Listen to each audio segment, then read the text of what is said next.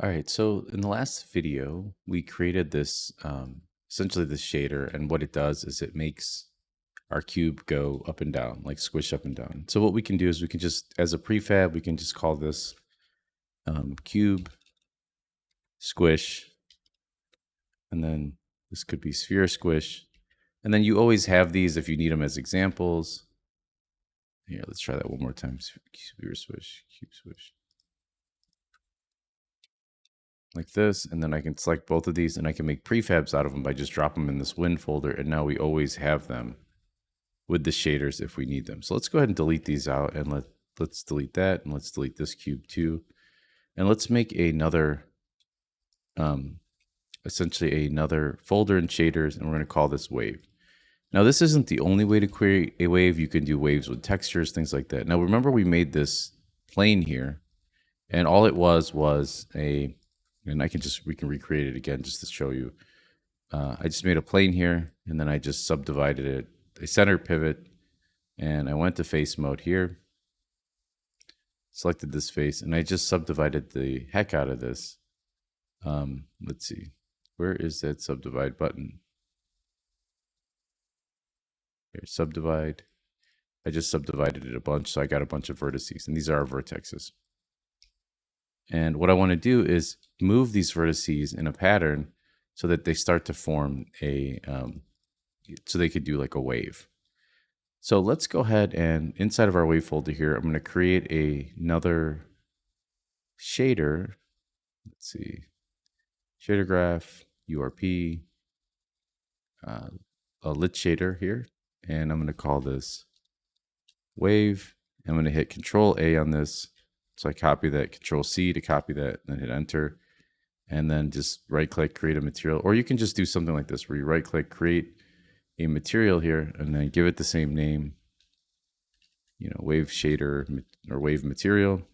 And then just so you know, if you click here and you go to shader graph, you can see now we have the wave shader graph here, and that's another way of selecting it. And I'm going to drop it on top of here. Let's go ahead and open this up. And I'm going to just kind of make this really big here for a second. And in order to change this base color and have a texture on here, I'm just going to do sample texture 2D. And I'm going to connect this in here. And then if we have any sort of texture, like water texture you want to add to this, we can go ahead and just do a texture 2D here. And I'd like to call these base map. And then I can tie this in here. And now when we save this, you could see that, let's see. Is this thing called Sprite? Shouldn't be called Sprite, but I'm going to actually lock this on the inspector so that we're always looking at this. So you could see that base map we made here is, over just a little bit. It shows up right here.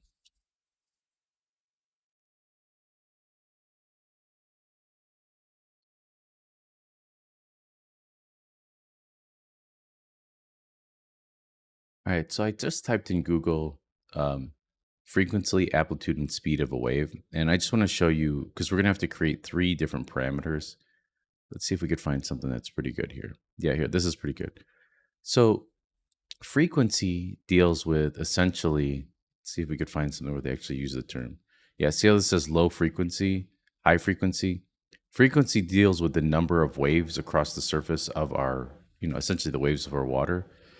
Amplitude has to do with how high our waves are going to go. And then speed is how quickly those waves move across the surface of our model. Or, across the model by moving those vertices, how quickly they move. So let's jump back in to Unity and let's make 3 different float values. And one is frequency. Remember, frequency is really the number of waves. And let's make another one called amplitude. And amplitude, remember, is the height of our waves and then how fast we want our waves to go. So I'm going to select all 3 of these and just drag them in here.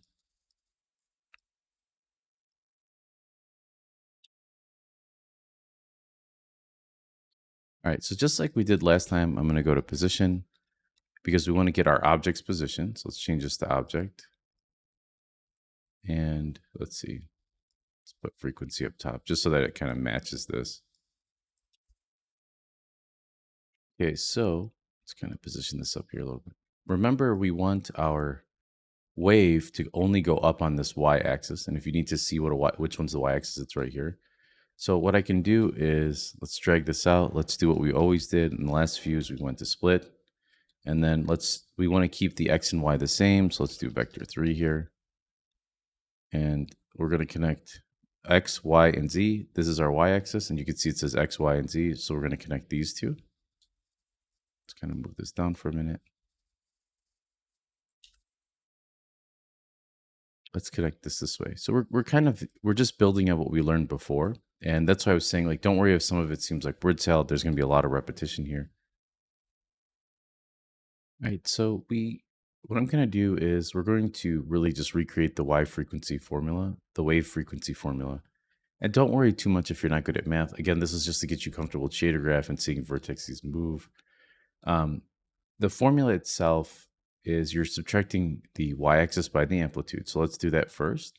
So I'm just going to go out here, type subtract, and let's connect this to A, delete this. And I'm going to plug this into my y-axis. All right, now what we're going to do is we're going to multiply this here. And we're going to connect that to the B of our subtract.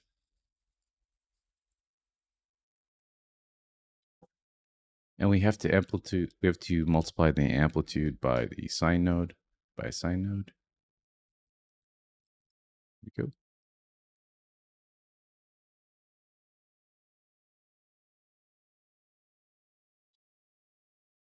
Now, frequency, remember, is moving across the x-axis here. So remember, frequency, amplitude is how high our wave is, right? And that's why we're doing it across the y-axis here. And frequency is across the x-axis here. So we're going to go ahead and multiply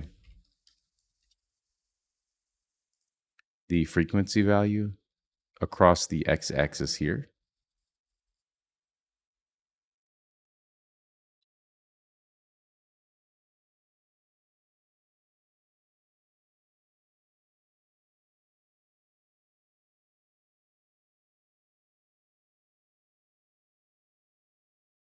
All right, and then we need to subtract this by our phase parameter.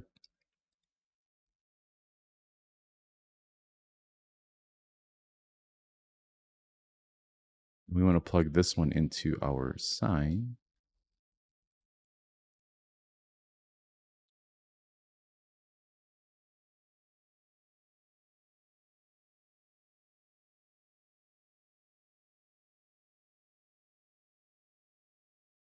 Sorry, just kind of cleaning this up a little bit.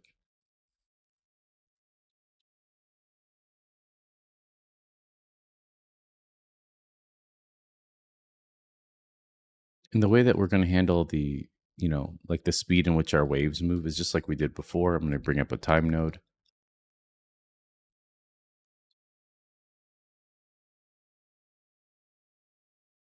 Multiply those together.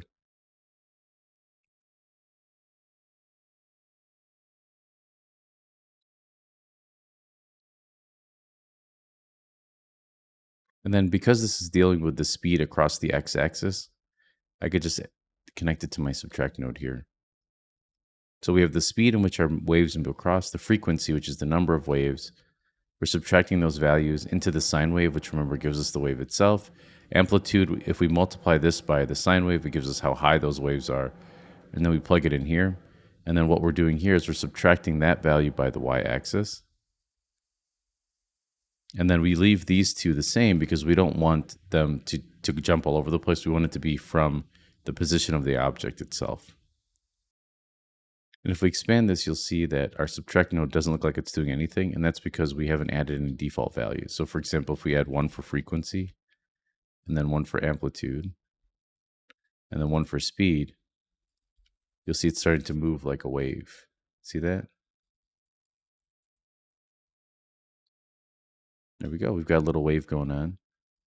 And let's see, if we play with the frequency itself, we keep increasing the number. I'm going to go a little higher.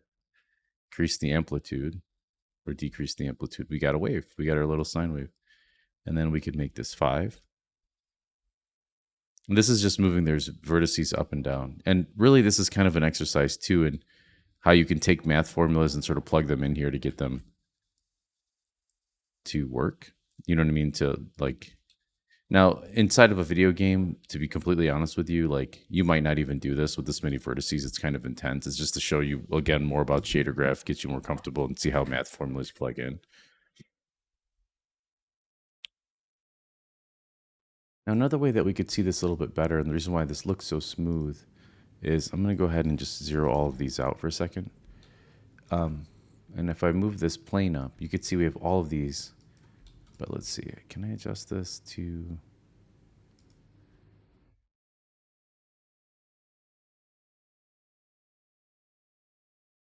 So we have shaded. If we do shaded wireframe, we could now see our wireframe. And it should, as I enter these, let's see, 0.2, 0.2, 0.2. Yeah, you see it a little bit better on the surface. So 0.5, 0.5, 0.5. Let's increase the frequency to 10 maybe. So you can see here like why it's either, you know, let's make this 5 here. You could see the more vertices we have, it takes into account as it moves, right? So let's do amplitude 1. That's too high. 0.1. Yeah, that looks cooler. Let's do 0.2. And the higher we go, it's going to be stretching these a little bit more. So if I select this object here and I highlight all these faces, hopefully it doesn't crash. Let me just save this really quick. And I hit, let's see, subdivide object. You can see it's even smoother. So if I increase this frequency a little bit and the amplitude more, you can see we still get a lot of smoother results. So if we just do shaded here, you can see it's really, really nice. Again, the more geometry you have, the slower it could bog down your game. All right, so let's go ahead and take this frequency down to 0, just so it's not doing any computation in the scene. And let's see how we can do it where now we have waves going in one direction. Let's see if we can make it look more like water where we have the waves going in 2 separate directions. So what we can do is make a subgraph inside of our wave folder so that this thing doesn't get too crazy. All right, so inside of here, I'm going to right click, go to create, shader graph, subgraph here, and I'm going to call this wave subgraph. And then just double click this so that it opens inside of here.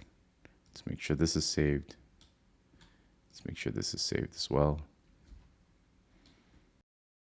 All right, because I want to use some of the same parameters, I'm just going to select these 3 by holding Control and clicking on them, hit Control C, and then pasting them inside of here. And that way we can now have them. And what it'll do is it'll connect when we go to attach this subgraph inside of here. It'll automatically know because they have the same names to connect to these. And we also want to break some of this logic out inside of another subgraph. Like break some of this logic out into this wave subgraph so that we can just have this be the one that affects the movement, like affects the overall shape. So we need, let's see, frequency, and we need multiply, and subtract, and this one, as well as time and speed. Let's see what else. We need our sine, our amplitude. Yeah, so we really just need all of this core logic up here that we created. And then we could just plug that into a subgraph and then run that right in. So let's hit Control X to cut that. And let's see. Yeah, that looks good. And then let's paste it inside of here. Actually, we could delete these because now when I paste it, it's going to automatically know frequency, speed, and amplitude. And see how as I highlight over them, it connects to those. There we go. Sorry, I'm a little rusty with this. So, all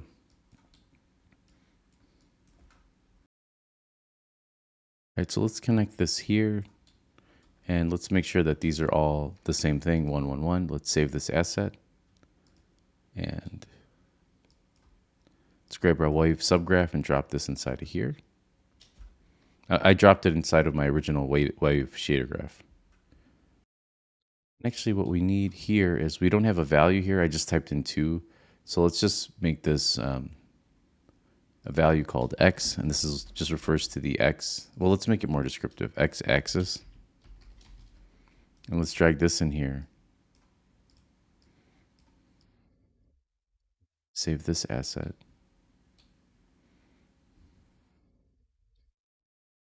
Next, let me show you another way to access this instead of dragging it in. If you hit spacebar and you type in wave, you could see subgraphs. We have our wave subgraph here. Now you could see it's a lot cleaner. And let's hide this for a second. And all we have to do now is we grab our x-axis here and drop it inside of the x-axis down here. You could see it updating in here now because we have the same logic. It's moving on the x. And let's grab these 3.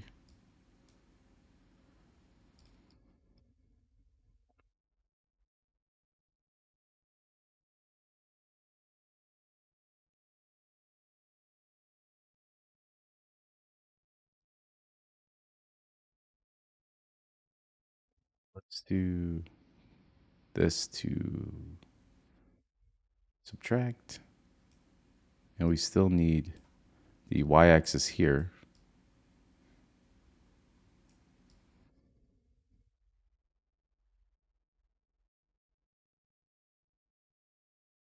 Now to get it for the x and the z-axis, all we have to do is essentially copy this, paste it again. I'm going to move it down here. And instead of the x-axis, we can just grab this and make this the z. So we really could just name this z-axis here. And so now we have our y, which is essentially this right here, and our x, and then this would be our z-axis. All right, so this is going to look a little confusing, so just do your best to follow along. I want to subtract both of these together, and then I need one more subtract to plug into the y. And so let's go ahead and do another subtract here. And what this is this is going to be these two together here. And then I'm going to subtract the y-axis here from the subtract of our x and z. And I'm going to plug that right into the y-axis here. And that should kind of, let's put this here. Oop. I know this is going to be a little bit confusing. So, and then what we can do is we can comment this all out, but let's see if that works. And then I'll go through the whole graph and explain. So now if we do frequency 1, 1, and 1, let's do amplitude 0.5 maybe. Frequency 2.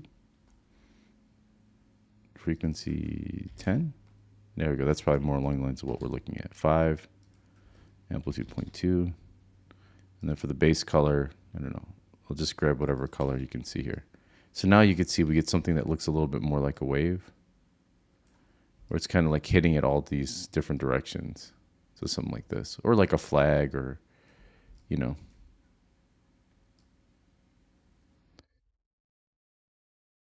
So if we look at this, we get the position of the object. We split it, its x, y, and z axes. That's all of these. We created a subgraph, which again, I don't expect you to memorize or remember all of those things that we did inside of our subgraph. This is again just an exercise in getting it to work right and sort of practicing something a little more advanced in shader graph. But this node does the frequency, amplitude, and speed. We kind of broke that logic in. We have these float values, which are just really any number with a decimal. We subtract these two together, and that's what gives us the x and the z-axis here. When we subtract those two, and then we plug in the y-axis here, we subtract those two values, plug it into this vector, which gives us access to all the x, y, and z's, and we push it in here, which moves the vertex.